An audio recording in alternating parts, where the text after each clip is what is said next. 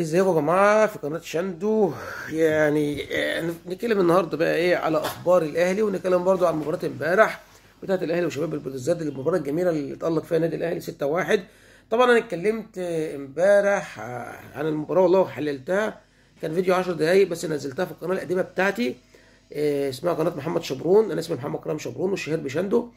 فهسيب لك اللينك بتاعي، هسيب لك يعني لينك القناه في الوصف في ايه، يعني هسيبها لك في الوصف، يعني خش اشترك فيها وفعل الجرس وايه وشوف الفيديو يعني ماشي. هتلاقي الفيديو ايه بصورتي، يعني مش حاطط فيها، مش حاطط صوره مصغره ولا اي حاجه. فاتمنى ان انت تشترك في القناتين وتفعل زر الجرس، يعني الفيديو ان شاء الله يعجبك. يعني اتكلمت حاجه يعني كانت فرحه قوي قوي قوي اللي الاهلي كسب امبارح، تالق 6-1. نتكلم شويه بس عن المباراه، يعني عشان ما اتكلمتش فيها امبارح. انا ما نزلتوش في القناه ديت عشان القناه دي لسه ضعيفه، 22 ايه مشترك، لكن القناه الثانيه داخله على 5000 مشترك ماشي. فحبيت انزله في القناه يجي لي فيها مشاهدات، يعني حد ما جاليش، يعني هو باين لي 200 مشاهده يعني بس، وسبع عجبات ومشتركين حلو يعني كويس، بدايه كويس يعني. فالقناه الثانيه دي يعني القناه القديمه دي بتكلم فيها عن موعد وتوقيت المباراه، يعني الاهلي مثلا مصر يلعبوا امتى، قناه ناقله، التوقيت، الساعه، المعلق، الترتيب الفريقين كده يعني ماشي. امبارح الاهلي كسب 6-1 شباب بلوزداد الجزائري. مباراه كانت حلوه. الشوط الاولاني كان وحش جدا للنادي الاهلي، مستويات وحشه قوي من اللعيبه خالص ما عدا وسام ابو علي. الجون الاولاني كان بسبب الدفاع، اشرف داري كان واقف غلط، اكرم توفيق كان واقف غلط، رامي ربيعه كان واقف غلط، حسين الشحات برضو يعني تايه، كرة الواد بيشوطها، بتشاط الكوره بتخبط في ايدين الشناوي طبعا لانه خايف قلقان، ما تفهمش ماله، متبرجل، بتخش جون غريب جدا جدا جدا.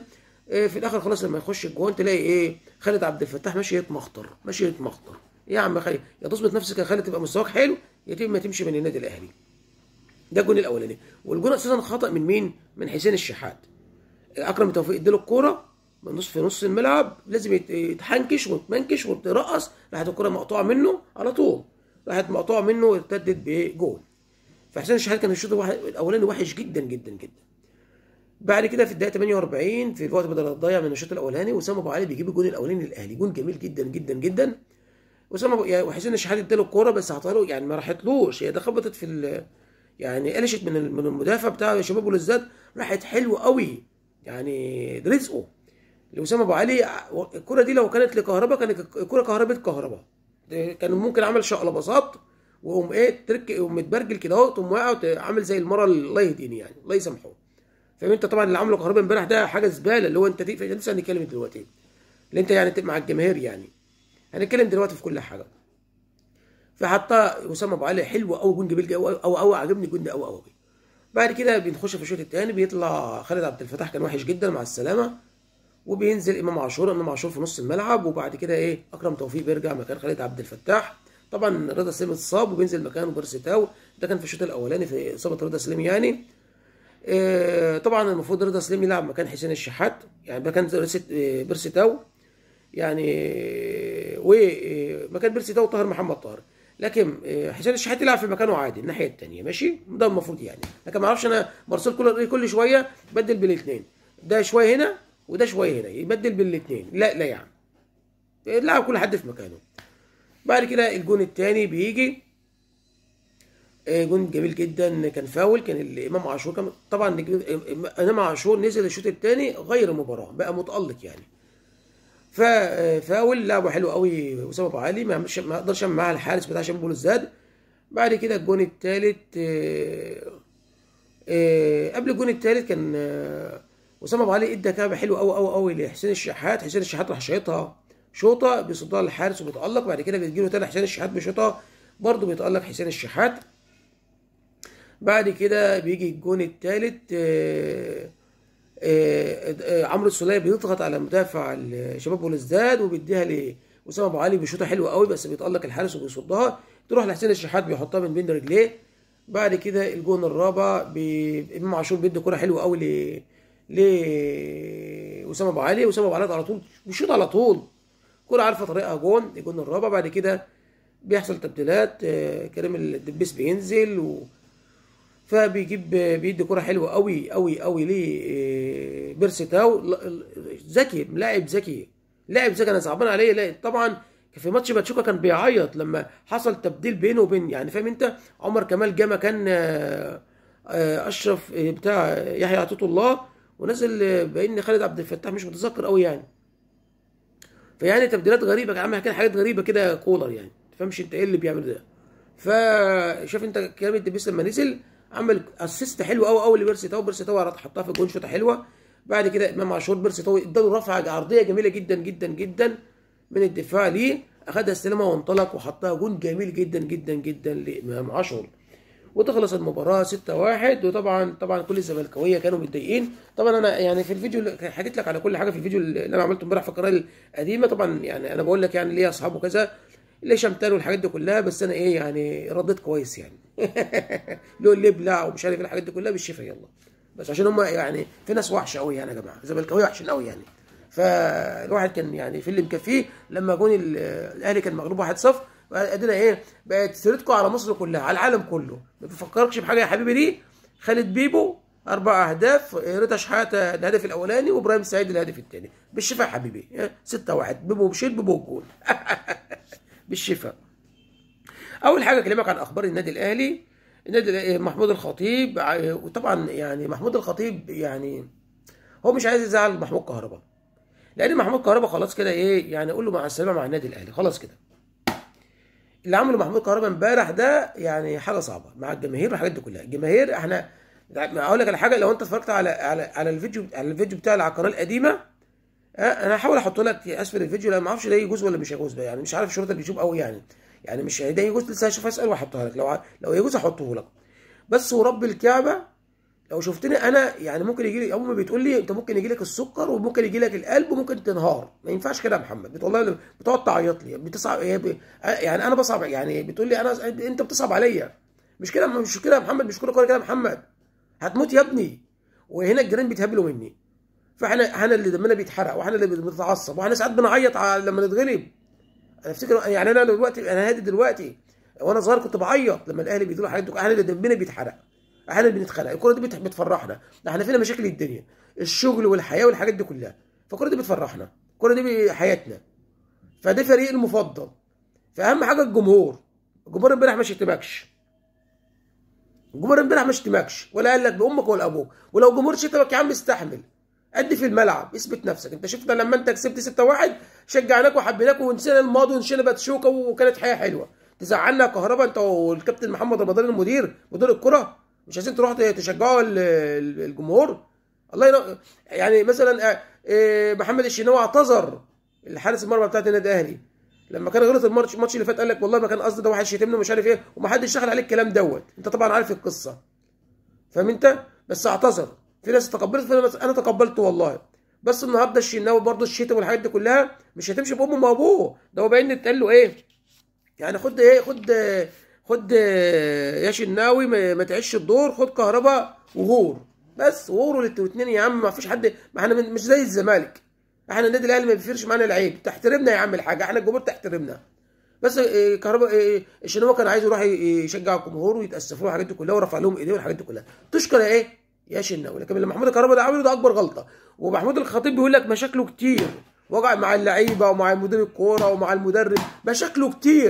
الكهربا مشاكله كتير، فما ينفعناش يا جماعه.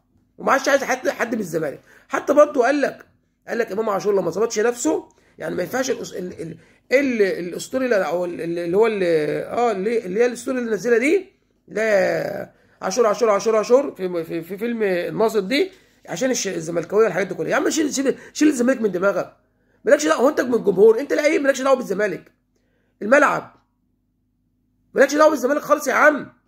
فقال لك لو ما ظبطش نفسه، لو جاله عرض هنمشيه. كهربا كده لو جاله عرض، لو في غلط تاني لامام عاشور يعني جاله عرض هنمشيه. مفيش حد كبير على النادي الاهلي، مفيش حد كبير على النادي الاهلي، احنا بنبص اللعيبه اهم حاجه النادي، ما من النادي الاهلي. كهربا يعني الوكيل بتاعه احمد يحيى قال لك ايه؟ قال لك هو جاي له، يعني لو هو عايز يكون في زد بكره يبقى في زد بكره. هو جاي له عرض من دوري يولو، بس هو عايز يروح دوري روشين. فلسه يعني بيشوفوا، لان كده كهربا يعني هو الفكره العامه بيشوفوا له عروض، وممكن يروح بيراميدز. يعني ممكن يعني الاهلي ايه يعني يروح بيراميدز في الاخر. فهمت قصدي؟ بيدوا له الاستغناء، وقبل قفل القيد ب 48 ساعه بيدوا له الاستغناء ويروح بيراميدز زي ايه عادي يعني. ماشي؟ لان كده كهربا كده مش هينفع مع النادي الاهلي خالص. انا مش عايزه اساسا في النادي الاهلي. ما ينفعش، ما ينفعش. ايه المشاكل الكتير ده ما توجعلناش دماغنا. اتكلمنا عن امام عاشور برضو. نيجي نتكلم برضو في حاجه تانية. المدير المطروح لكرة القدم بالنادي الاهلي هم اقرب ثلاثة، هم وليد صلاح الدين ووليد سليمان وعلاء ميهوب. وانا نفسي والله يكون وليد صلاح الدين. وليد صلاح الدين انسان محترم يعني. ده اكتر الناس يعني معروضة يعني معروضين على ايه، على ادارة النادي الاهلي او على الخطيب. وليد سليمان بس هم يعني مترددين في وليد سليمان عشان سنه قريب للعيبة، فمش هينفع يعني. فهمت؟ بس هم عايزين واحد زي وليد سليمان عشان ايه، يبقى يدرس اللعيبه وكده يعني. بس بقول لك برضه سنه صغير لسه مترددين. بس انا نفسي يكون وليد صلاح الدين. وليد صلاح الدين محترم جميل، شخصيته قويه ان شاء الله يكون يعني زي سيد عبد الحفيظ. طبعا انا نفسي سيد عبد الحفيظ ده اساسي يعني، بس هما مستبعدين سيد عبد الحفيظ خالص، مع ان انا نفسي سيد عبد الحفيظ. كان الناس بتخاف منه، كان الناس بتترعب منه، كان كله بيخاف منه حتى اللعيبه. افتكر انت احمد الشيخ لما كان بيتكلم مع صاحبي في العربيه، كل اللي عمل بس عملوا كده في وشه، والله يا سيد يا كابتن سيد والله ما كان قصدي والله. يلا يا عم، راح واخد بعضه وماشي وخافوا بتاع. هو ما فيش ولا يتلاقى. ولو سيد عبد الحفيظ موجود في الملعب، ولا امام عاشور ينزل ستوري، ولا كهربا يعمل مشاكل، ولا اي حد. ليه؟ راجل يا عم. ده كان محمد رمضان ده ما ينفعش بصراحه يعني. واللي عمله امبارح مع الجماهير ده ما ينفعش. اللي انت تلم اللعيبه وتقول لك ما تروح تشجعوا الجمهور، ده غلط، ده اكبر غلطه. ماشي؟ بالنسبه بقى للكابتن محمد رمضان، هو يعني هو بنسبه كبيره جدا جدا جدا هو مستبعد عن الفريق الاول لايه؟ للنادي الاهلي. لان يعني هو بيقول لك اساسا هو بعيد عن الكوره. فمره واحده دخل بقى له فتره كبيره شغال في التجاره والحاجات دي كلها يعني، حاجه زي كده يعني. فبعيد عن الكوره واللعيبه والحاجات دي كلها، فمش عارف يدرس الموضوع، مش عارف يتعامل مع الموضوع. فاهم انت؟ ف يعني بنسبه كبيره هو ايه، بعيد عن هيستبعد عن الفريق الاول للنادي الاهلي. يعني ايه تاني المفروض اهم حاجه برضو المفروض يعني طبعا اللي حصل من مدير الكره بالنادي الاهلي محمد رمضان وكهربا. المفروض النادي الاهلي ينزل بيان اعتذار للجماهير. ده المفروض الصح اللي يحصل.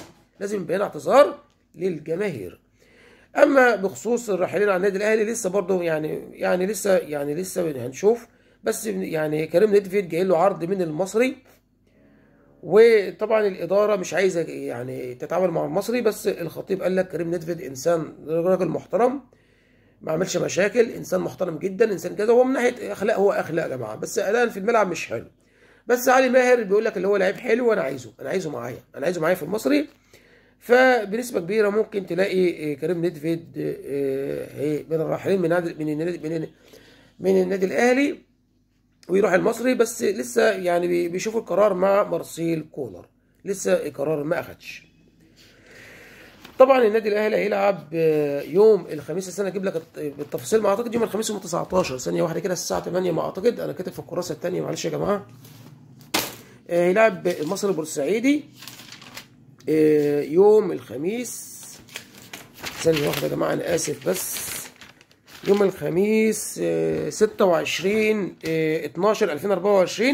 الساعة 8 بتوقيت مصر و9 بتوقيت السعودية. هتذاع على قناة اون تايم سبورت 1 بصوت المعلق أيمن الكاشف ويوسف عطوة. طبعا الزمالك هيلعب بكرة، هيلاعب طلائع الجيش في الجولة السادسة.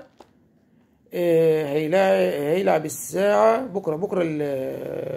بكرة الثلاث 24 ديسمبر 2024 24/12/2024 هيلعب الساعة 8 بتوقيت مصر 9 بتوقيت السعودية.